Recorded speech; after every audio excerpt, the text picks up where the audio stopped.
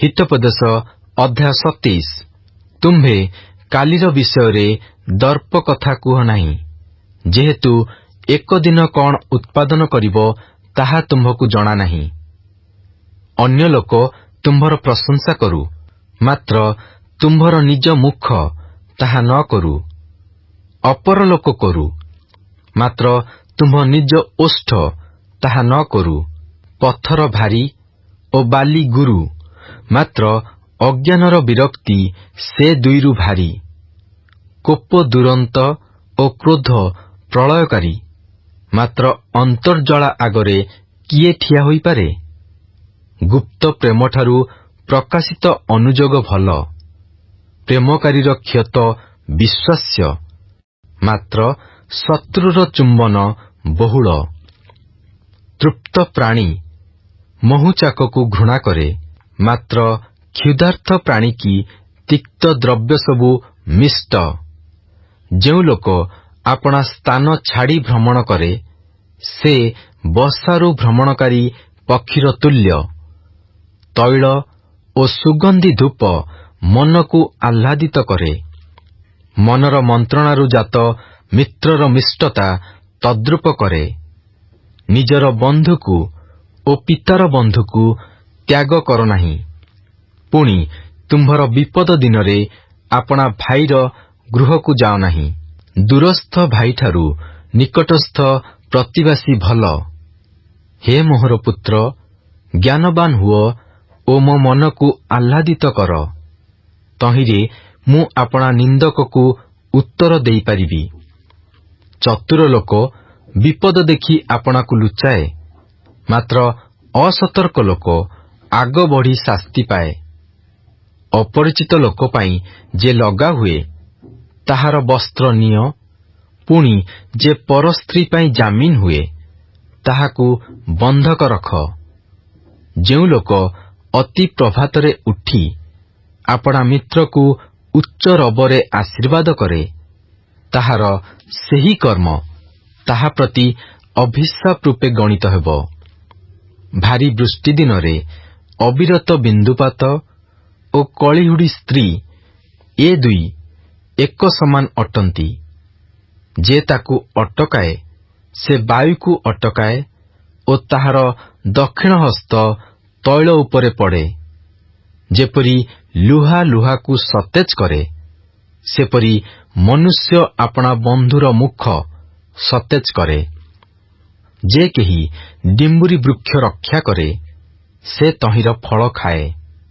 पुणी जे अपना प्रभु प्रति मनोयोगी थाए, से सम्मान पाए।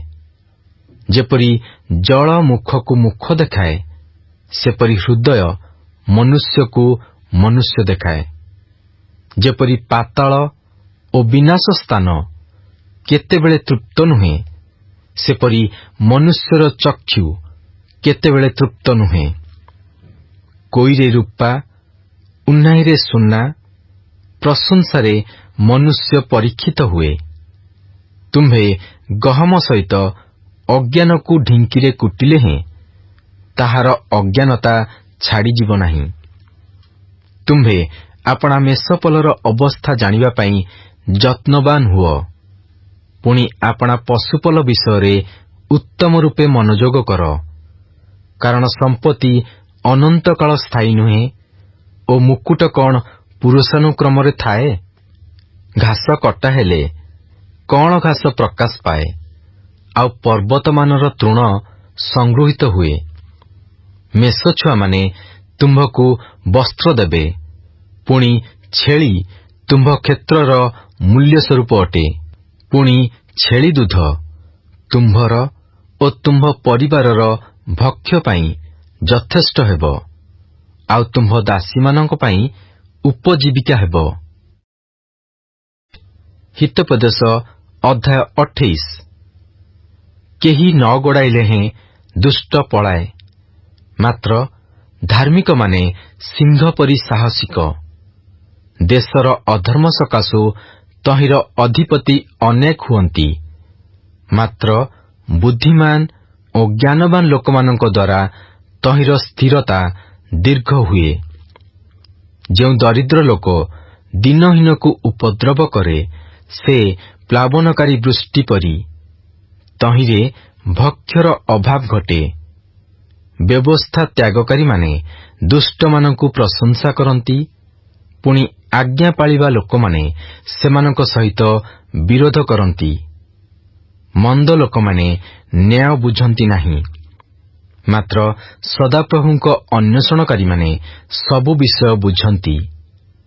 ଦୁଇପଥଗାମୀ କୁଟିଳ ଲୋକ ଧନୀ ହେଲେ ହେଁ ତାହା ଅପେକ୍ଷା ଆପଣା ସିଦ୍ଧତାରେ ଗମନକାରୀ ଦରିଦ୍ର ଲୋକ ଭଲ। ଯେ ବ୍ୟବସ୍ଥା ମାନେ ସେ ବୁଦ୍ଧିମାନ ପୁତ୍ର, ପୁଣି ଯେ ପେଟାର୍ଥୀମାନଙ୍କର ସଙ୍ଗୀ ହୁଏ ସେ ଆପଣା ପିତାକୁ ଲଜ୍ଜା ଦିଏ। ଯେଉଁ ଲୋକ ଶୁଦ୍ଧ ଓ ବୃଦ୍ଧି ଦ୍ୱାରା ଆପଣା ସମ୍ପତ୍ତି ବୃଦ୍ଧି କରେ, ସେ ଦିନହୀନ ପ୍ରତି ଦୟାକାରୀ ପାଇଁ ତାହା ସଞ୍ଚୟ କରେ। ଯେଉଁ ଲୋକ ବ୍ୟବସ୍ଥା ଶୁଣିବାରୁ ଆପଣା କର୍ଣ୍ଣ ଫେରାଏ, ତାହାର ପ୍ରାର୍ଥନା ହିଁ ଘୃଣାର ବିଷୟ ହୁଏ। ଯେଉଁ ଲୋକ ସରଳ ଲୋକକୁ ମନ୍ଦ ପଥରେ ଯିବାକୁ ଭୁଲାଏ, ସେ ସ୍ୱକୃତ ଖାତରେ ଆପେ ପଡ଼ିବ। ମାତ୍ର ସିଦ୍ଧ ଲୋକେ ମଙ୍ଗଳ ଅଧିକାର କରିବେ। ଧନବାନ ଆପଣା ଦୃଷ୍ଟିରେ ଜ୍ଞାନବାନ, ମାତ୍ର ବୁଦ୍ଧିମାନ ଦିନହୀନ ଲୋକ ତାହାର ପରିଚୟ ନିଏ। ଧାର୍ମିକମାନେ ଜୟ କଲେ ମହା ଗୌରବ ହୁଏ, ମାତ୍ର ଦୁଷ୍ଟମାନଙ୍କର ଉନ୍ନତି ହେଲେ ଲୋକେ ଆପଣାକୁ ଲୁଚାନ୍ତି। ଯେ ଆପଣା ଅଧର୍ମ ଆଚ୍ଛାଦନ କରେ ସେ ମଙ୍ଗଳ ପାଏ ନାହିଁ, ମାତ୍ର ଯେଉଁ ଲୋକ ତାହା ସ୍ୱୀକାର କରି ଛାଡ଼ଇ ସେ ଦୟା ପାଇବ। ଯେଉଁ ଲୋକ ସବୁବେଳେ ଭୟ ରଖେ ସେ ଧନ୍ୟ, ମାତ୍ର ଯେ ଆପଣା ମନକୁ କଠିନ କରେ ସେ ଆପଦରେ ପଡ଼ିବ। ଯେପରି ଗର୍ଜନକାରୀ ସିଂହ ଓ ଭ୍ରମଣକାରୀ ଭାଲୁ, ସେପରି ଦିନହୀନ ପ୍ରଜାଙ୍କ ଉପରେ ଦୁଷ୍ଟ କର୍ତ୍ତା। ଯେଉଁ ଅଧକ୍ଷ ବୁଦ୍ଧିହୀନ ସେ ମଧ୍ୟ ଅତି ଉପଦ୍ରବୀ ହୁଏ, ମାତ୍ର ଯେ ଲୋଭକୁ ଘୃଣା କରେ ସେ ଆପଣା ଦିନ ବଢ଼ାଇବ। ଯେଉଁ ଲୋକ କୌଣସି ଲୋକର ରକ୍ତରେ ଭାରଗ୍ରସ୍ତ ହୁଏ ସେ ଗର୍ତ୍ତ ପର୍ଯ୍ୟନ୍ତ ପଳାଇବ, କେହି ତାହାକୁ ନ ଅଟକାଉ। ଯେଉଁ ଲୋକ ସିଦ୍ଧ ଭାବରେ ଚାଲେ ସେ ରକ୍ଷା ପାଏ, ମାତ୍ର ଆପଣା ପଥରେ କୁଟିଳ ଲୋକ ଅକସ୍ମାତ୍ ପଡ଼ିବ। ଆପଣା ଭୂମି ଯେ ଚଷେ ସେ ଯଥେଷ୍ଟ ଆହାର ପାଇବ, ପୁଣି ଯେ ଅସାର ଲୋକଙ୍କର ଅନୁଗାମୀ ହୁଏ ତାହାର ଯଥେଷ୍ଟ ଦରିଦ୍ରତା ହେବ। ବିଶ୍ୱସ୍ତ ଲୋକ ଆଶୀର୍ବାଦରେ ବର୍ଦ୍ଧିଷ୍ଣୁ ହେବ, ମାତ୍ର ଯେ ଧନବାନ ହେବାକୁ ଅତି ଉଦ୍ୟମ କରେ ସେ ଅଦଣ୍ଡିତ ନୋହିବ। ମୁଖାପେକ୍ଷା କରିବା ଭଲ ନୁହେଁ, କି ଅବା ଖଣ୍ଡେ ରୁଟି ପାଇଁ ଅଧର୍ମ କରିବା ଭଲ ନୁହେଁ। କୁଦୃଷ୍ଟି ଲୋକ ସମ୍ପତ୍ତି ପଛେ ଦୌଡ଼େ, ମାତ୍ର ତାହାକୁ ଅଭାବ ଆକ୍ରମଣ କରିବ ବୋଲି ସେ ଜାଣେ ନାହିଁ। ଜିହ୍ୱାରେ ଚାଟୁବାଦ କରିବା ଲୋକ ଅପେକ୍ଷା ମନୁଷ୍ୟକୁ ଅନୁଯୋଗ କରିବା ଲୋକ ଶେଷରେ ଅଧିକ ଅନୁଗ୍ରହ ପାଏ। ଯେ ଆପଣା ପିତା କି ମାତାର ଦ୍ରବ୍ୟ ଅପହରଣ କରି କହେ, ଏଥିରେ କିଛି ଅଧର୍ମ ନାହିଁ, ସେ ସଂହାରକର ସଙ୍ଗୀ।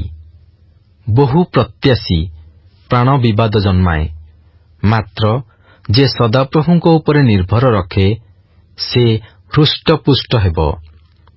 ଯେ ଆପଣା ଅନ୍ତଃକରଣରେ ନିର୍ଭର ରଖେ ସେ ମୂର୍ଖ, ମାତ୍ର ଯେ ଜ୍ଞାନରେ ଚାଲେ ସେ ରକ୍ଷା ପାଇବ।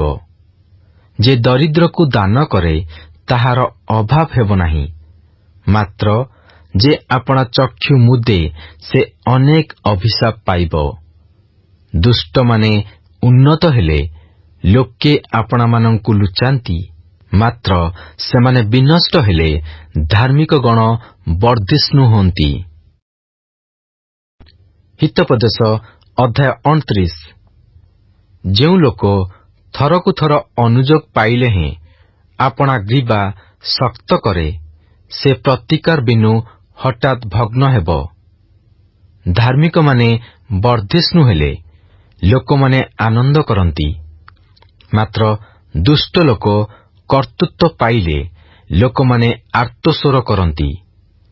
ଯେଉଁ ଲୋକ ଜ୍ଞାନକୁ ସ୍ନେହ କରେ ସେ ଆପଣା ପିତାକୁ ଆନନ୍ଦିତ କରେ।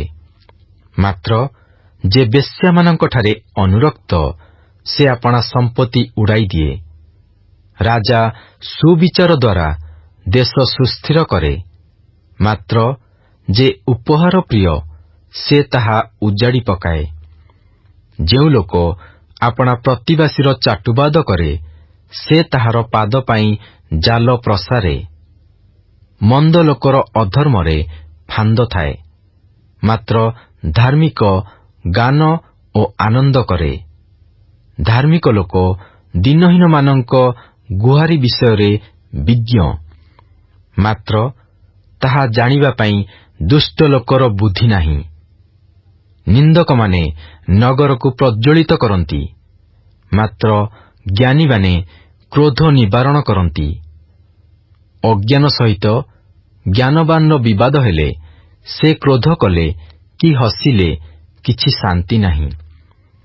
ରକ୍ତପାତ ପ୍ରିୟ ଲୋକମାନେ ସିଦ୍ଧ ବ୍ୟକ୍ତିକି ଘୃଣା କରନ୍ତି, ପୁଣି ସେମାନେ ସରଳ ଲୋକର ପ୍ରାଣ ଖୋଜନ୍ତି। ମୂର୍ଖ ଆପଣାର ସବୁ କ୍ରୋଧ ପ୍ରକାଶ କରେ, ମାତ୍ର ଜ୍ଞାନୀ ତାହା ସମ୍ଭାଳି କ୍ଷାନ୍ତ କରେ। ଶାସନକର୍ତ୍ତା ଯେବେ ମିଥ୍ୟା କଥାରେ କାନ ଡେରେ ତେବେ ତାହାର ସେବକ ସବୁ ଦୁଷ୍ଟ ହୁଅନ୍ତି। ଦରିଦ୍ର ଓ ଉପଦ୍ରବୀ ଏକତ୍ର ମିଳନ୍ତି। ସଦାପ୍ରଭୁ ଉଭୟର ଚକ୍ଷୁ ଦୀପ୍ତିମାନ କରନ୍ତି। ଯେଉଁ ରାଜା ବିଶ୍ୱସ୍ତ ରୂପେ ଦିନହୀନମାନଙ୍କର ବିଚାର କରେ ତାହାର ସିଂହାସନ ସଦାକାଳ ସୁସ୍ଥିର ହେବ। ବାଡ଼ି ଓ ଅନୁଯୋଗ ଜ୍ଞାନ ଦିଏ, ମାତ୍ର ପିଲାକୁ ତାହାର ଇଚ୍ଛାରେ ଛାଡ଼ିଦେଲେ ସେ ତାହାର ମାତାକୁ ଲଜ୍ଜା ଦିଏ। ଦୁଷ୍ଟ ଲୋକମାନେ ବର୍ଦ୍ଧିଷ୍ଣୁ ହେଲେ ଅଧର୍ମ ବଢ଼େ, ମାତ୍ର ଧାର୍ମିକମାନେ ସେମାନଙ୍କର ନିପାତ ଦେଖିବେ। ଆପଣା ପୁତ୍ରକୁ ଶାସ୍ତି ଦେଲେ ସେ ତୁମ୍ଭକୁ ଶାନ୍ତି ଦେବ, ପୁଣି ସେ ତୁମ୍ଭ ପ୍ରାଣକୁ ସୁଖ ଦେବ। ଈଶ୍ୱରୀୟ ପ୍ରତ୍ୟାଦେଶ ଅଭାବରେ ଲୋକମାନେ ବିନଷ୍ଟ ହୁଅନ୍ତି, ମାତ୍ର ଯେଉଁ ଲୋକ ବ୍ୟବସ୍ଥା ପାଳେ ସେ ଧନ୍ୟ। କଥା ମାତ୍ରରେ ଦାସର ଦମନ ହୁଏ ନାହିଁ, ଯେହେତୁ ସେ ବୁଝିଲେ ହେଁ ମନୋଯୋଗ କରେ ନାହିଁ। ତୁମ୍ଭେ କି କଥାରେ ଚଞ୍ଚଳ ଲୋକକୁ ଦେଖୁଅଛ? ତାହା ଅପେକ୍ଷା ମୂର୍ଖ ବିଷୟରେ ଅଧିକ ଭରସା ଅଛି। ଯେ ପିଲାଦିନୁ ଆପଣା ଦାସକୁ ଗେହ୍ଲା କରି ପାଳେ ଶେଷରେ ସେହି ଦାସ ତାହାର ପୁତ୍ର ହୋଇ ଉଠେ।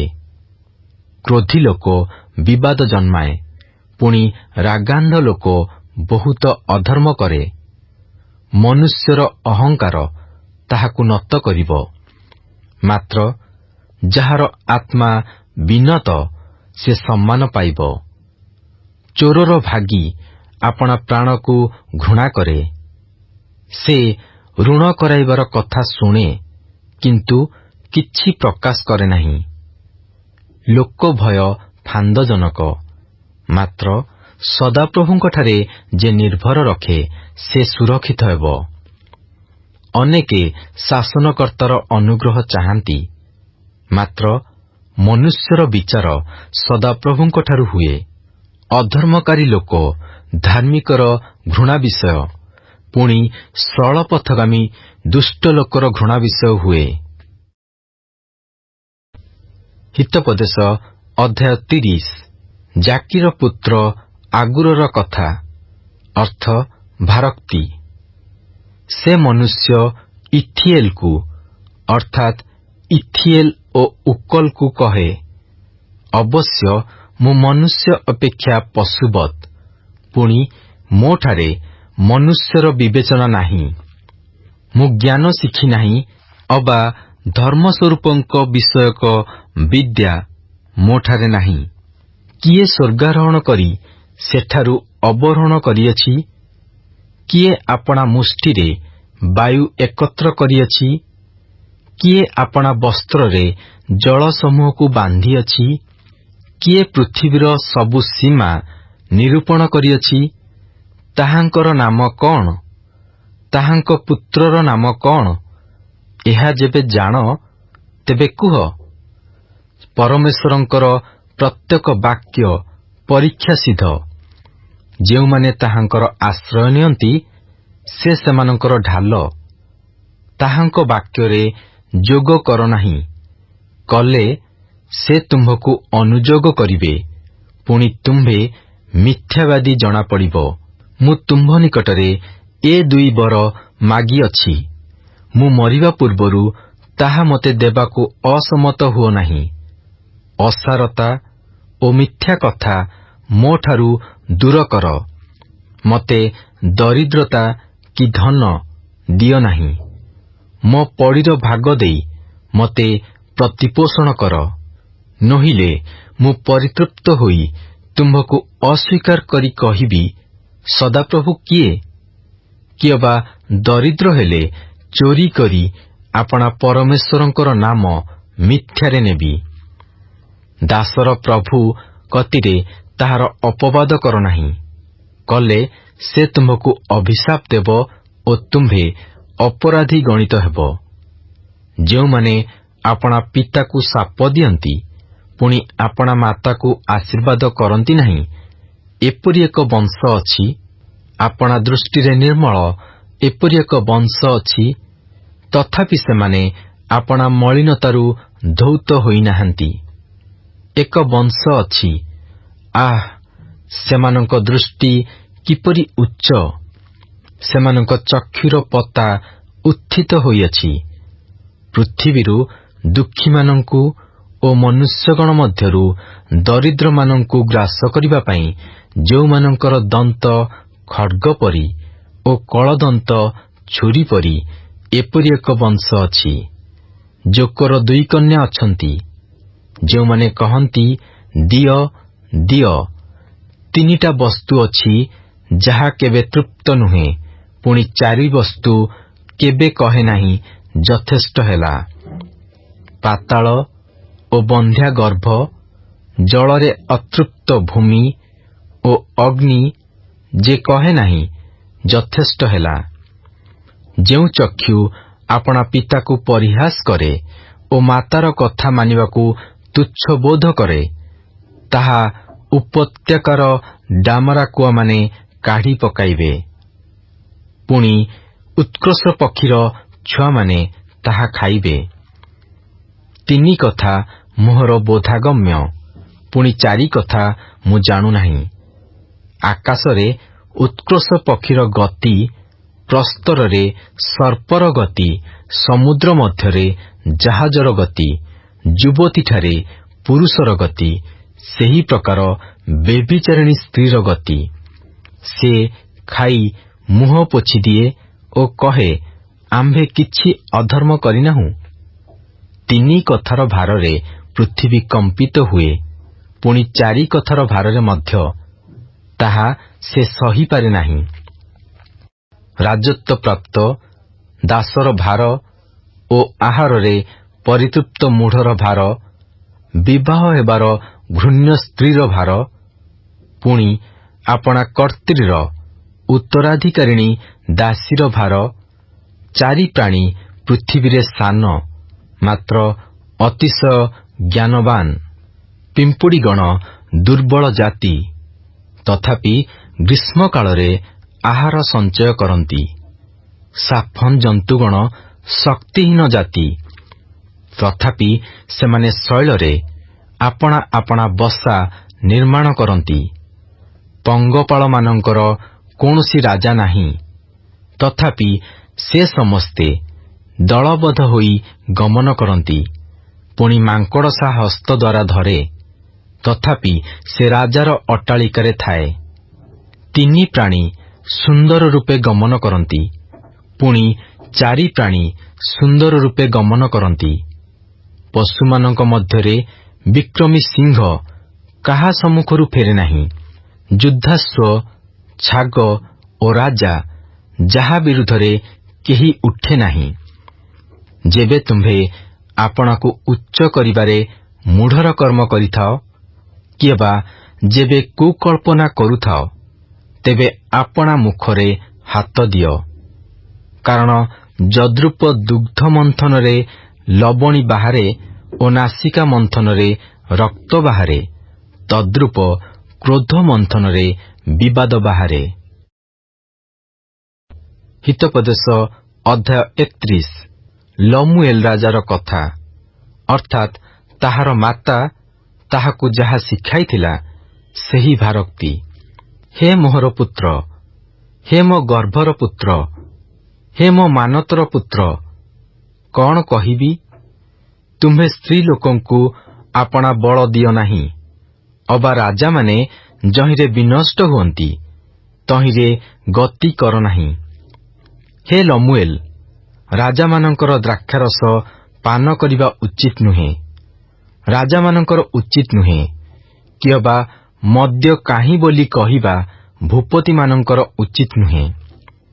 ସେମାନେ ପାନ କଲେ ବ୍ୟବସ୍ଥା ପାଶୋରି ଦୁଃଖୀ ସନ୍ତାନ ସମସ୍ତଙ୍କର ବିଚାର ବିପରୀତ କରିବେ।